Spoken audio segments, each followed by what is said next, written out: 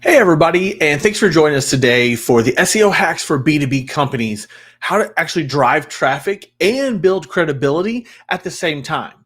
We're going to be talking about turning your best proof, which is your customer success stories, into trust and traffic.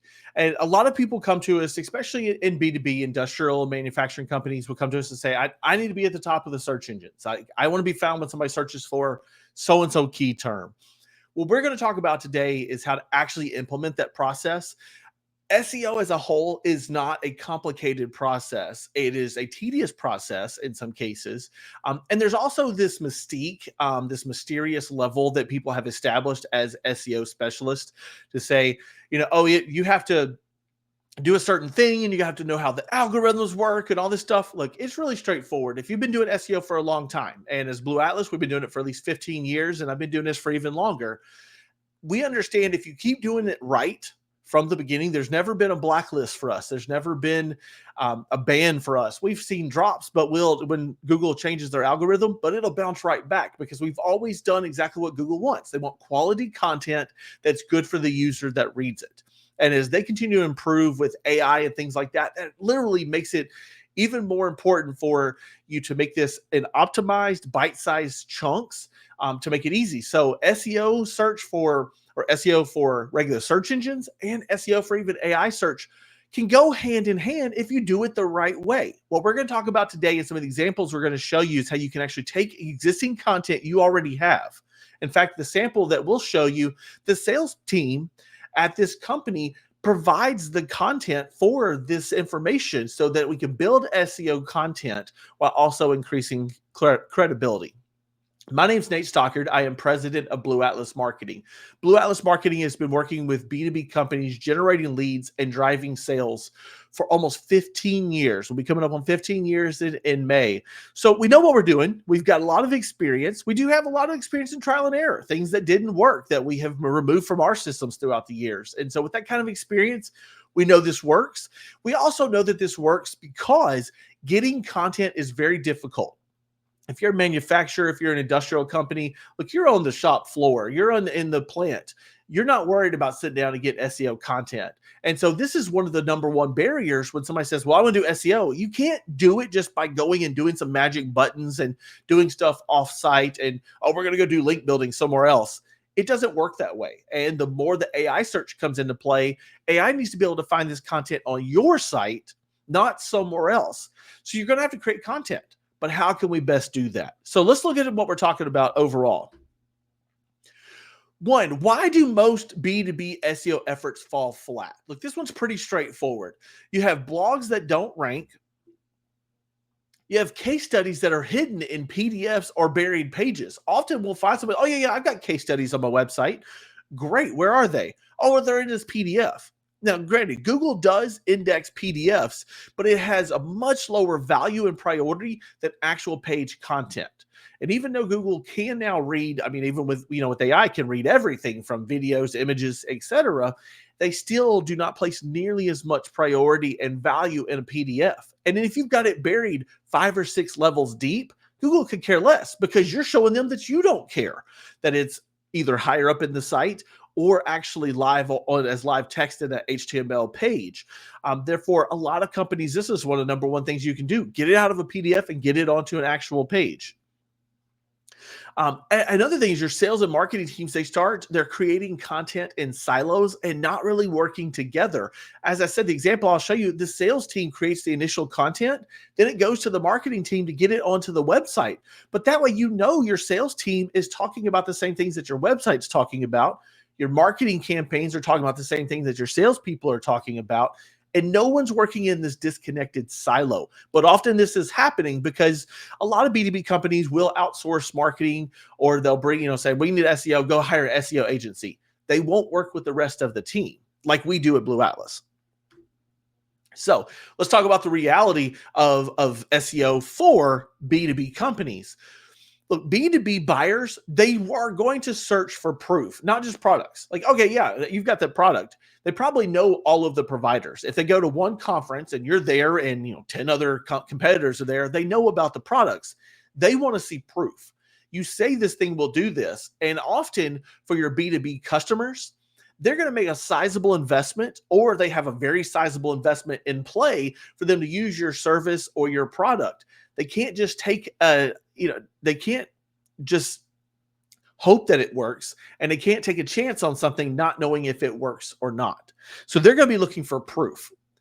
Also, decision makers want data and credibility. They want to see that you're a credible company. How do you build that credibility? Well, what we're talking about today is going to do that exactly for you. So we're really going to kill two birds with one stone. We're going to show them proof, we're going to rank in the search engines, and we're going to build our credibility.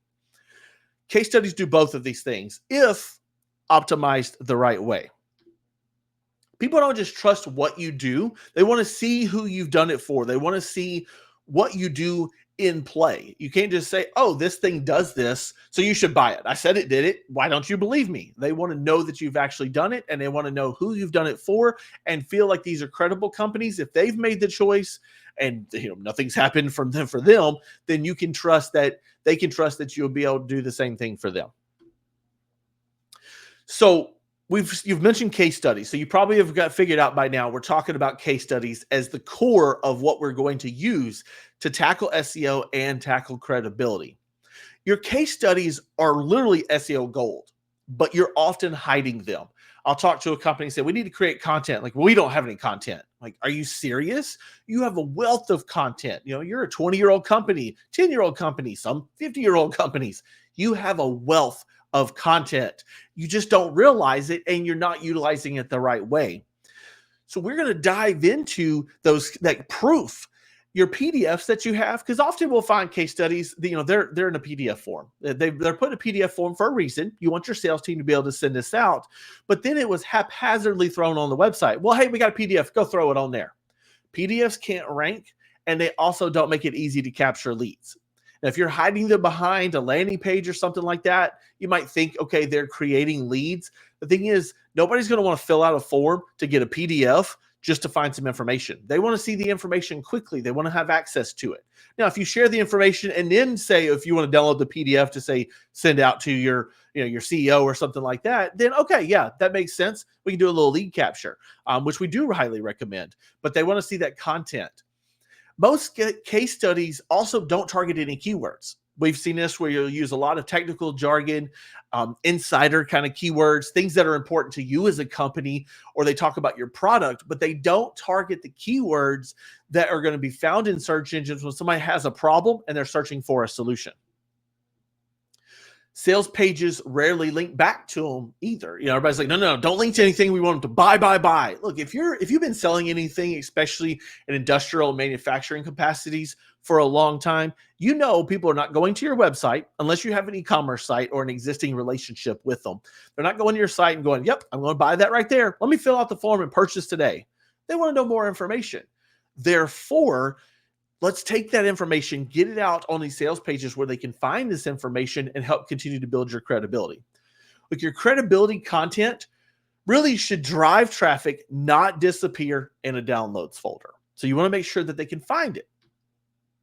So how do we turn this proof into a bit of a pipeline for you? How does it actually turn into a lead generator for you? Because that's the whole point of doing SEO, ads, anything like that. Why spend the time, money, and effort doing those things if it doesn't turn into leads for our pipeline?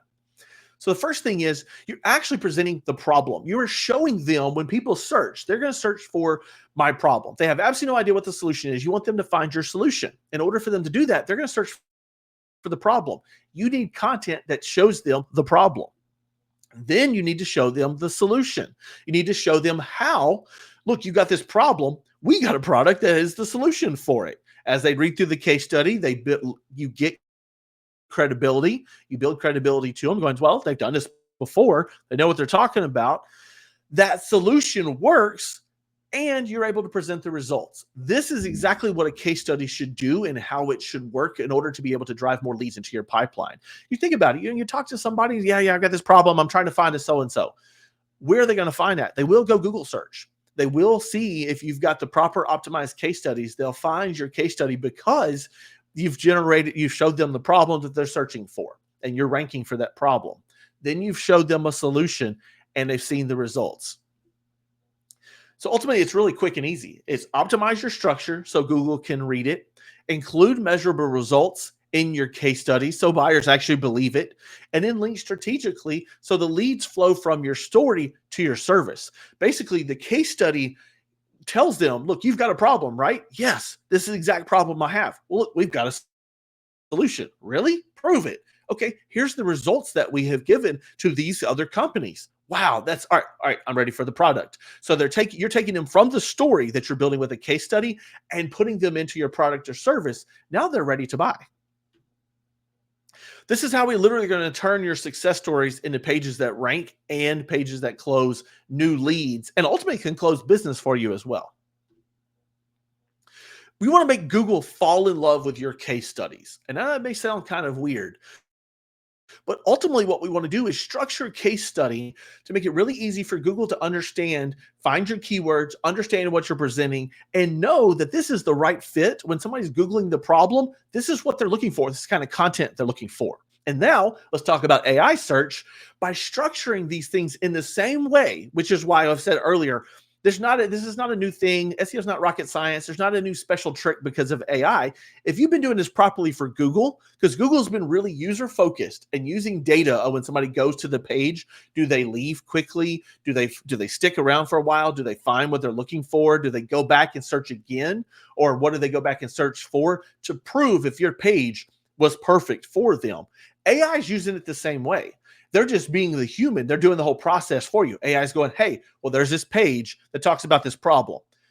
As they've indexed all this content, they go, well, it talks about the problem, but it also tells me a little bit more about the problem. It tells me about the solution, shows me the results. I can trust all of this. AI is looking for things that they can trust, very similar to what Google is doing. So it really goes hand in hand. Don't let somebody fool you and say there's a special thing to AI search. There is some things that you can do with schema and things like that. And, that's a whole nother conversation beyond this. But ultimately, you can kill all of your search and SEO birds with one stone, all the different birds with one stone, if you do it this way, because Google likes it this way, AI likes it this way, and ultimately the users like it this way. When we talk about SEO, often it's like, well, we want Google to rank that. Yes, you do. But when somebody finds it, if they find it and it just ranked well for Google, but it didn't work well for humans, they leave. And when they leave, Google sees it because we've all got Google Analytics attached to websites. And then you'll start to see your rankings go down. So if you do it right, you're literally checking the box for everybody that's using your content. So let's talk through these, and then I'll show you a couple of these live so you can see exactly what they look like. One, you want to use keyword-focused titles. Like here's one particular possibility: how so-and-so client reduced downtime by 35% in so-and-so industry. That's one. It's a bit clickbaity. I'll tell you honestly, a lot of our clients go, I just need to tell them exactly what happened, and that's okay. And I'll show you an example. But in this one we've got on the screen is Bore Shield ARO protects Brazilian gas pipeline during HDD installation. Now, in this particular case, we did get the product in there. So if somebody's searching for the product, you see the case study. But it also tells the reader from the headline, and that's what this page is titled, that if you're doing a horizontal drilling installation and you want to protect your pipe, this product did it in this particular one. You might want to read about it. That's exactly what we're trying to achieve. So the keyword focused title in either one of these examples, how a so-and-so client reduced downtime by 35%, that's useful if the solution that you're really hitting on is how to decrease downtime. For this particular case study as you can see, this is Indamar website, and I'll show it to you on the website in just a second. But this particular instance, we're actually telling you what the product is and being very descriptive in what it solved. So there's a problem here. I'm installing horizontal drilling. I'm doing a horizontal drilling installation. That's kind of your problem. I want to protect my pipe. It's literally in the headline there. And we gave you the product. So we've already said we have a product that will do this. You probably want to read a little bit more. We can give it all away, but it did go, well, how did it work? Let's read more. So that's where you want to get them deeper into it. Including, and this is going a little bit into HTML, but if you're working on your website, you've probably seen, heading 1, heading 2, heading 3, etc. That's what a H2 is, because in HTML, that's the actual structure, the snippet, the tag, sorry. The H2 tag says this is a heading 2. Include in your H2s for the problem, the solution, and the results. Now, like I said, the headline kind of did a little bit of all of that. But as you get into the meat of the content, you want to make it really easy for people to understand, what was the problem? What was the challenge? What was the result? What product was used? Those kind of things allow Google, AI, and a human looking at these to say, is this the problem I have? They read the problem real quick. Yep, that's it. This is the solution. I had never heard of that. That's cool. How'd they do that? Well, how did it work? What happened with the solution? Here's the results. Great. Here's the product that applies to. I'm ready to buy. Or I'm ready to at least get more information and go become a lead about it. Maybe I want a tech data sheet, which I've got to fill out a little bit of lead information for. And now my sales team has a lead. So you want to make sure you include that in the headings. You don't want to use H1s all the way down. H2s, you've got, and in this particular instance, my H1 is kind of the title. Leave that alone, but go to the H2s for all of your subheadings underneath that, because your case studies don't need to be miles and miles long. You do not need 3,000 to 5,000 words on this. People want to know very quickly that you understand their problem, you have a solution, what were the results, what's the product or service that I need for that to achieve that. That's what you need in a case study. So H2s are okay for that. Number 3, you do want to add schema markup for reviews or case studies. Now, this is getting a little more technical. This is kind of like once you've put up your case studies and maybe they're not ranking as well, then you want to dive into schema. You may not be technically capable of doing that, but if you've done all these other things, then you could work with an expert, somebody like Blue Atlas. You can say, hey, I need schema implemented. I think I've put everything in there. Can you do a review? But can you get the schema in play? Because you do have to utilize either, if you're using WordPress for your website, there are plugins that will allow you to do that. So you could use a plugin.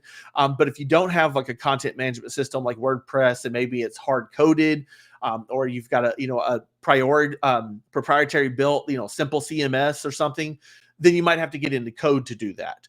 But schema is literally adding additional tags to your content that nobody else sees except for when somebody's reading that code, which means your AI search and your Google. Your humans don't see it, but you're telling the computers that are reading it what this information's about. So you're giving them more direction of, hey, by the way, this section right here is about case studies. This section right here is a review on the product. You want to use that schema so that you help continue to tell the story in the back end for the computers that need to index this and understand more about it.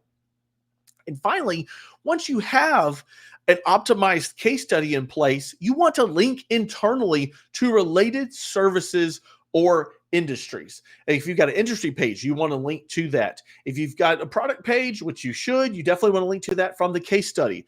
If you're on an industry page, you want to link to your case studies. You want to link internally back and forth everywhere on your website so that people can find these. Google can find them. AI can find them. Humans can find them. Everybody that we're trying to check the box for can find them if you link back and forth. So let me jump over here before we go a little bit further. I'm going to take you through an actual case study here. And I'll show you here, we used in one of the examples. If you're looking here on our webinar, you can see this on the screen. But this is on Indomar's website. On the main page here, and we actually have it where you can sort by the different types of things that you're trying to do: corrosion control, leak sealing, etc. But on each of these, you can see the titles really describe what we're doing. Like here, right here, X-Core HP100 seals through wall leaks and stainless steel intake manifold. If you've got engines that have this kind of stuff, you need to make sure this really resonates with you. You know exactly what they're talking about from the title. This is the one where saying, the Brazilian gas pipeline during horizontal drilling installations. So let's click on this and go in, and you can see a little bit more about it. We had a little small screenshot, but I'll take you through this a little bit. And you're welcome. You can go to indomar.com and then click on their projects, and you can see these case studies if you want to drill a little bit further into them. But you've got your title here. We've got pictures here to help kind of illustrate it, give some visuals for your user to see what we're talking about. So I've got my headline here. I get a little bit of an intro here, more pictures. You can click this and view that picture bigger. But then here's my challenges. You can call this problem. You can call this issue, whatever you want. Google and AI and humans are smart enough to know, all right, HDD challenges. This helps illustrate the problem that your user probably has. And if they don't have all of these things, they at least know they exist, and they know their problem. You are aware of what they're experiencing. And so, installations, they're prone to severe abrasion at girth welds. Conventional protective systems such as sleeves, they shrink, often fail under mechanical stress. So like we're explaining right here with these challenges, things you're probably as the user are dealing with. Otherwise you wouldn't be looking for a product, but you've dealt with these issues and go, yeah, I really need something else. Then there's another section here, project needs, of what we're trying to solve. So we're actually explaining the solution here, still kind of reiterating of like, this is what the project needs, because this is still a case study. So we're explaining what happened in the project. We need these four things right here.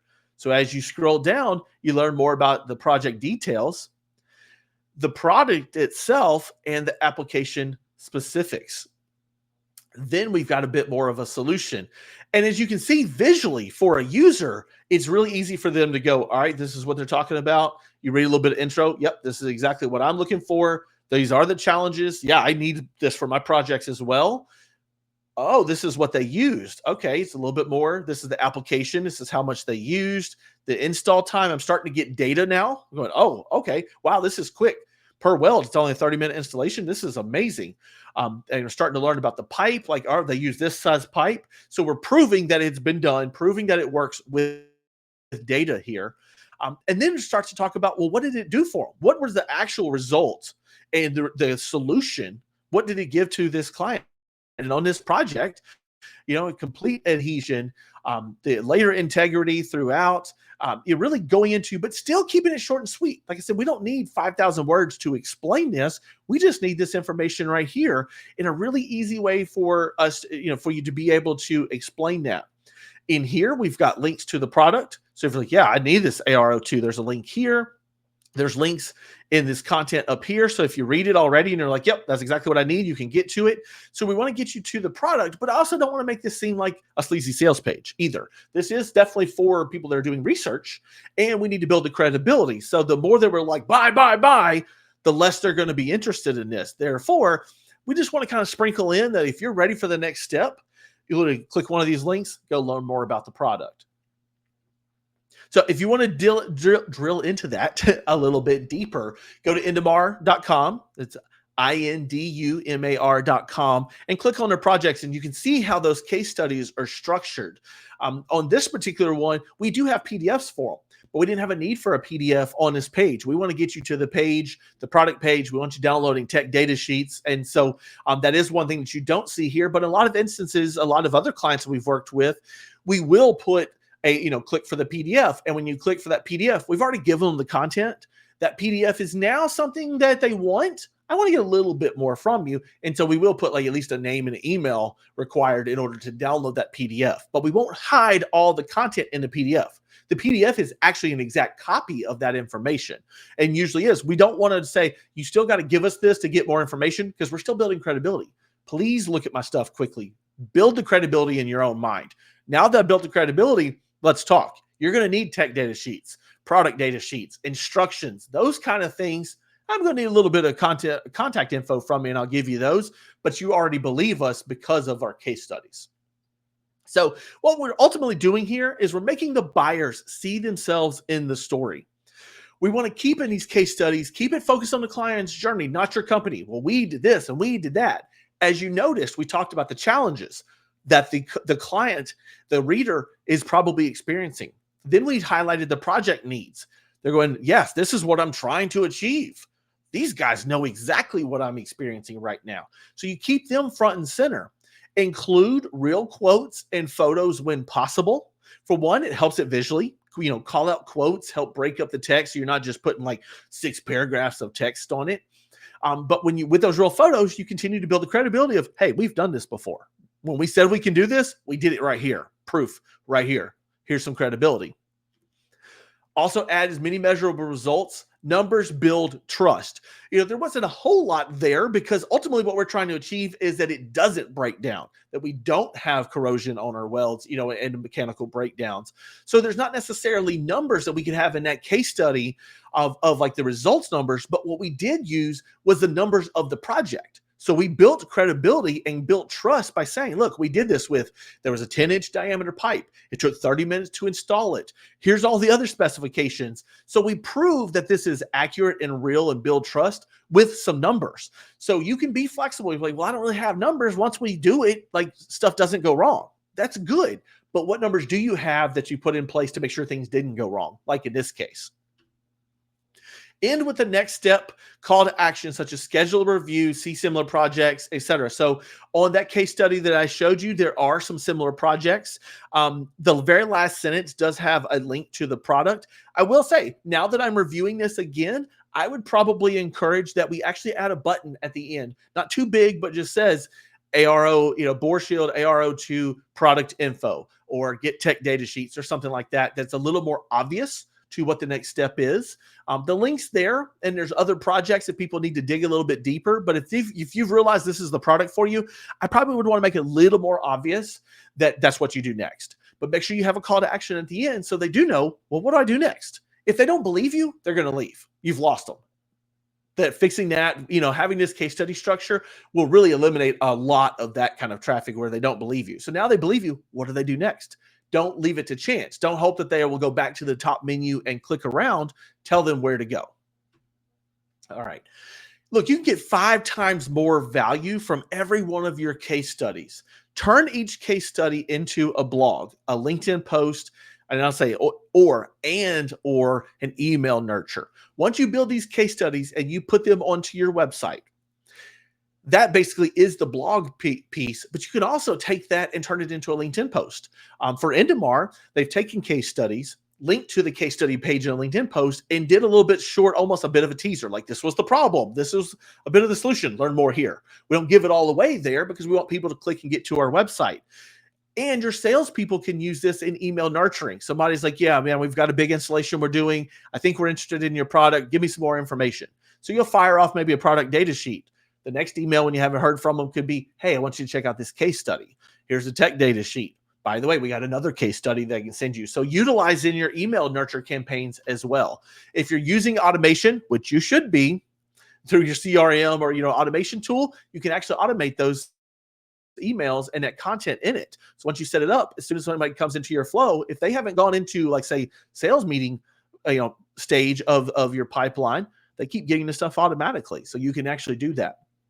Another thing you can do is take a lot of these case studies and create an industry or use case hub pages for SEO clusters. This can get a little more technical. It's not technical from like what you do. It's just a little bit technical from the structure, and I don't want to deter us too much to try to stay on task today. But you can actually take that stuff and you could build little industry clusters. So let's say we had 10 case studies on horizontal drilling for Endemar. We can actually build a horizontal drilling industry page that had nothing but case studies on it and products that apply. And that gives us a bit more of a cluster that the search engines go, wow, you don't have just one case study, you have 10 of them. So you can really start to expand your SEO efforts from it. You can also add callouts in proposals with these and pay-per-click landing page with your case studies. For instance, in a proposal, hey, want to learn more? Go to this URL to learn more about the case study. You don't have to give the full case study in there, but if somebody's looking at it and they want to dig deeper, here's our case study. If you've got a landing page, they get maybe to the bottom of a landing page and haven't filled out a lead form, give them the opportunity to do this. So get as much traffic out of this as you can. Every success story can live in 5 to 6 places at least and work harder than any one blog post. You can turn this thing into all kinds of different content. You can turn it into a video just explaining the case study. And you literally, if you try really, really hard and you do like quotes and numbers and things like that, we could take one piece, this case study, and turn it into 20 pieces of content that go across the web. So make it work for you. So before and after, just real quick, I'll take you through a couple things because I think we kind of gotten through this as much as we can. But here's just some kind of numbers that you can see. The growth from a generic blog post to this optimized case study, it's 140% more organic visits, a 3-to-1 increase of engagement time, and 2 times lead conversions. And, a blog post that talks about all this stuff has a little bit more less traffic, a little bit less engagement. It's very text heavy. A lot of people get bored before they ever get to the lead part. We've seen a lot more lead conversions with this because it's short, sweet, explains it to them, tells them that we understand their problem, and we have a solution, and then get them right into, say, the tech data sheet so that we generate more leads from it. So where are your SEO opportunities hiding? Look, every company has content potential. It all looks different based on your product and service. But ultimately, the only way you know which stories can drive traffic and how to structure them is literally to go through a diagnostic SEO audit. So what are you missing? We'll sit down with people, like I said, and they'll say, I don't have any content. I can't come up with anything for this. I don't believe you. And so then we take them into our SEO and credibility blueprint audit. This is a paid audit. But we really go in and dive into all of your content, all of your information, do a full SEO and content audit. Most of the time, your website, especially for manufacturers, B2B companies, industrial companies, is a glorified brochure. It could be doing so much more for you. So we really can drill into what you have now and the content that you have and how we can really expand this. Or you can take it, get it to your web team and expand it. We do competitor keyword and backlink analysis. So you know what your competitors are doing, who you're competing with, and what you need to do to rank better. And then do a case study optimization roadmap. Say, all right, we have this information. Here's how we want to optimize it. Here's how it should go on the website. Here's the 5 to 6 other locations that you can do. And here's templates for that. So we give you all of these different pieces along with a 30-day action plan to boost visibility and trust. The thing is, with everything going to the web, and it's been going this way for many, many years, or literally almost a couple of decades at this point, but we've been going to where everybody goes to the web first. You've got to be able to build credibility on your website. You can't just say this is what we do. Anybody can throw up a website. But when you have these case studies, you build real trust because you show them real examples in real situations that you have rolled out your stuff. We will give you a 30-day action plan that will make you an immediate credible authority in your space after we do this full blueprint and audit. Also, when you get done with this blueprint, we're going to literally give you all the steps that you need to take. This is what you need to do to become more visible, generate more leads, keep more traffic on your website, ultimately sell more. We're going to give you all of this. If in that implementation, you say, you know what, I want you guys to do it. We take this full amount from the blueprint and apply it to that cost. We'll go through a full scope based on the blueprint, and which is not the same for everybody. These are custom blueprints that we go through. We spend a lot of time, a lot of our staff working on it. So we go through a full custom blueprint. Based on that, we'll put together a scope and say, hey, these are the things you need to do. Here's the cost if we were to do it. If you want to move forward, we'll take that money that you paid for your blueprint and put it towards that. So you've already got a credit to it to get the ball rolling. Some people, I've looked at it and say, hey, I believe what you're saying, but ultimately, I'm not ready for a full diagnostic. I don't really know what you're going to provide. Is there something, can you send me some samples? The best way for us to send you a sample is literally to do our free audit. It's a 15-minute check. It's a quick check. We're obviously not solving everything, but it is a free audit. We do a 15-minute SEO visibility review and one content optimization opportunity you can do immediately. So you will get from this free audit, you'll get an opportunity that you or your marketing manager or your agency can go do immediately to see better optimization. And you'll see an uptick in traffic and probably an uptick in leads as well. It'll help determine if the full blueprint makes sense. We have had instances where we go through the audit and say, hey, everything's looking good. It's really not your website or your SEO. It's another place over here. Do you really need this full SEO blueprint? Often you do. We know these industries very, very well. We've been doing this for a long time. But you get a little bit of a free audit, kind of a sample, but based on your information to say, yes, I want to go ahead and get that full blueprint from you guys because I see what you're talking about. Let's get the ball rolling. So blueprint, you want to reserve your spot. If you're ready to move forward on this, we can only do 10 blueprint spots a month because it does take a lot of time from all of our staff. We have pretty much our entire teams involved in a blueprint and that full audit for every one of those. We can only do 10 a month. They book up pretty early. By mid-month, we usually have a couple of spots left. But so we can only do 10 blueprints. So definitely if you're wanting to move forward, you need to jump on this. And get your stuff. You can go right here, blueatlasmarketing.com/blueprint. Go right in. You'll get more details of exactly what's in it. Conversion maximization, things like that you're going to get into the blueprints. You get a deeper dive into what's included. And you can go ahead and sign up right there for your blueprint. If you want to do the free audit, those free audit spots are also limited. So if you're not ready for a full blueprint, Let's get you in a free audit so you can get a bit of a sample of how we work and what are some of our credibility. So we actually know what we're talking about. Go ahead. You can go into the chat, or you can actually reach out to us on our website, blueatlasmarketing.com, and just contact us and say, hey, I saw the webinar. I want to get one of those free audits. Can you sign me up there? Honestly, this is the biggest thing. Don't let another month of content go unseen. Turn your case studies and projects that you have done, things that your success stories, things that your sales team's already talking about, turn it into traffic, leads, and revenue today.